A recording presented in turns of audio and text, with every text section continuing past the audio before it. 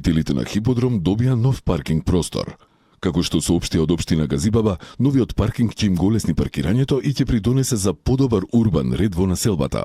Градоначалникот Бобан Стефковски изјави дека овој инфраструктурен зафат е дел од пошироката стратегија за унапредување на урбаната мобилност во општината.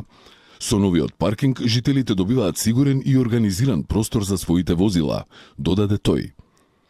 Пајакот на јавното предпријатие ПОЦ не мирувал минатата недела.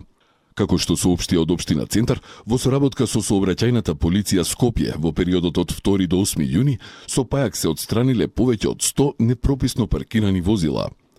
Од јавното предпријатие ПОЦ и од општина Центар апелираат граѓаните да ги почитуваат правилата и да ги оставаат своите возила само на пропишаните места, за да им се овозможи на пешаците и велосипедистите нормално движење по тротоарите и велосипедските патеки, а на возилата безбедно движење по улиците.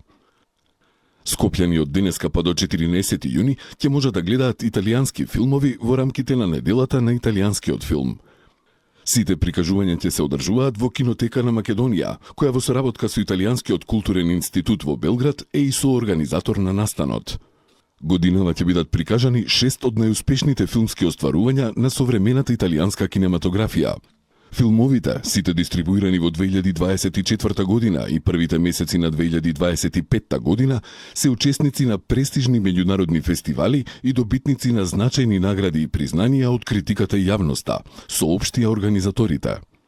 Фестивалот е под покровителство на проектот Italian Screens, проект за поддршка на интернационализацијата на италијанскиот аудиовизуелен сектор. Вечерва од 20 часот во камерната сала на Филхармонијата ќе се одржи 11-тото издание на Виолин Фест.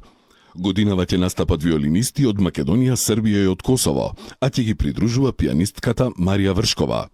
Влезот е слободен, а фестивалот е поддржан од Министерството за култура и туризам.